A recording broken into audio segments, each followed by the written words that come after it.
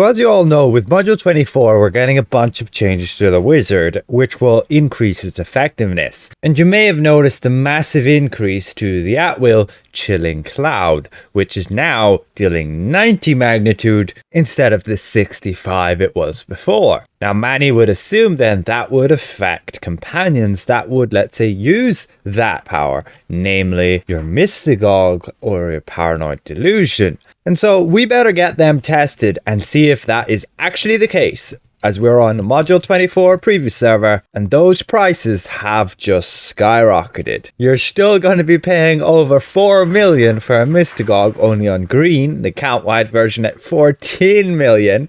And if you want to get your hands on a Paranoid Delusion, you're spending 12.8 million plus. It's just nuts.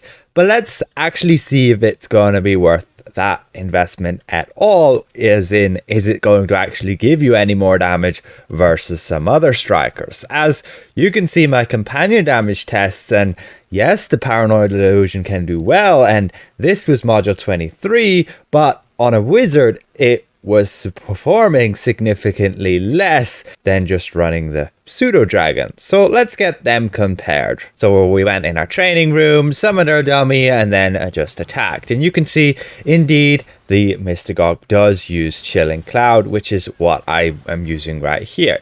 He does use it significantly slower though for some reason, like he only does the first attack rather than the whole flurry, but you can see on the combat log it is indeed Chilling Cloud. Now I can't compare exactly what it is on live, as there's no way in hell I'm paying 4 million plus to get a Mystagog on my wizard and directly compare, and I don't have my build just yet on my wizard on live, so the stats would all be different. But we can compare against, let's say, the Pseudo Dragon. So let's have a look at our test results, and we can see that the Pseudo Dragon was dealing nearly 65,000 encounter DPS. This is what you want to look at. That's average damage per second. 65,000, 64.465, and that's using his Dragon's Venom, Bite, and Poison Sting. And the Pseudo Dragon has very good sustained damage over time with all of his abilities, and all things considered, that's a pretty good encounter DPS. Now don't compare this directly to my companions document, as that is using different statistics on a different character, so you can see the difference between like the base damage and those stats compared to what I'm using right here. We have to compare it against other companions that we test with these same stats. So let's have a look at our Paranoid Delusion then, and we can see it is indeed using Chilling Cloud. You would think it would get a buff, but no, it does not seem to be dealing much more damage, still only at like 41,000 encounter DPS, which when compared to the Pseudo Dragon is underwhelming. 65,000 versus 41,000. Yeah, significantly lower, as you can see the difference between, let's say, this and then the Paranoid on the wizard. There's like nearly a 25% damage difference. And yeah, the Paranoid basically does use Chilling Cloud, but from melee range, and you can see that there. But again, very slow. Doesn't attack fast at all. Like, it could be using the combo I am doing. You can see I'm attacking like twice as fast, if not 3 times. And if it could attack that fast, yeah, it would be pretty broken. But let's get the Mystagog finally tested as well, since it is using its Chilling Cloud along with its slow ability. And also, it does use it all from like melee range, which is good for its slow AoE ability, but for single target damage, well, it's even worse than the Paranoid Delusion at 33,000 encounter DPS. So nearly only dealing half as much damage as just a Pseudo Dragon. So do not spend that ridiculous amount of money on a Mystagog or a Paranoid Delusion. They're all dealing less damage in single target than the damn Pseudo Dragon. And that Pseudo Dragon you can get for significantly cheaper, although, you know, account-wide version still going to cost you over 4 million. However, you could get that account-wide Pseudo Dragon from this battle pass, but you need the premium pass and you need to buy the progress, which you can currently do within this week. Going to cost you a total of 1,000 Zen plus the 2,500. You can get that down to 2,000 on a discount. So you'd cost 3,000 Zen,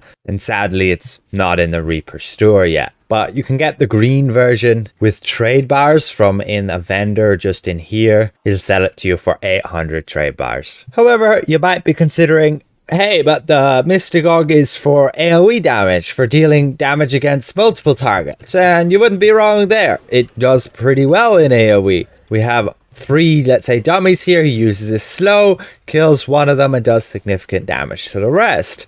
And that's actually why you would run the Mystagog, no other reason. However, he's definitely underperforming compared to the Succubus, who can like kiss everything and then it's gone. It's pretty insane. Like, bring her here, line her up, and then she's going to use her big kiss. It should be charged up, and poof, and there. She's nearly killed all of them, and the dot damage will kill this guy. There, all dummies gone within like 5 seconds. Crazy. Again, you look at the Mystagog with its slow ability, max hit like nearly 300k. That was it. Yes, it's good if it can hit everything. However, have a look at this. The Succubus or the Incubus, same thing.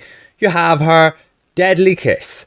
She can hit up to 700,000 on that kiss against everybody in the cone. It's absolutely crazy, and that is why there's no companion in the entire game which is going to beat the Succubus or the Incubus for AoE damage. Just keep in mind that AoE damage isn't so important. There's not many fights where it really matters, so don't go spending 5 million plus Astral Diamonds for a Succubus or an Incubus when you won't really need it. It's something you only try get when you pretty much have a maxed out character, when you've literally nothing left to upgrade. You probably still need enchantments, insignias, extra companion bonuses to get them all to mythic, etc. And so spending that much money again on a striker companion is just crazy. Why would you? Especially when they can next week nerf it to the ground and make it completely ineffective. Yeah, they did that with Xuna. They can do that with anything. Not something I recommend. Yes, for those min-maxers who want to be on top of the pain giver all the time, it can be well worth it to spend that much on a companion which is just going to deal nearly as much of your damage in an AoE fight. It's mental how crazy it is. So to conclude,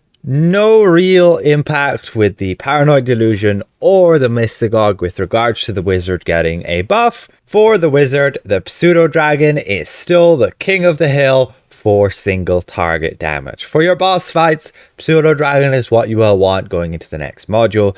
There will of course be some other contenders that will like deal nearly as much damage, just not as much. You have like your Honey Badger, your Gith, your Tomb Spider, your Owl, your Ice Sprite. All of these companions can deal pretty good as well. You can see the damage kind of tapering down after the Pseudo Dragon. Just keep in mind, this Paranoid Delusion is for the Ranger, this one's the Warlock, this one's the Rogue, and this one's the Cleric. Those are good, but only class specific. If you're a wizard, your Paranoid Delusion will do pretty garbage compared to the Pseudo Dragon. So ultimately, keep that in mind moving forward. If you want to max out your single target damage, Pseudo Dragon is probably what you want. Of course, you can use an augment instead, and why wouldn't you? Buff up your stats, and then you don't have to rely on a companion who might get nerfed down the road.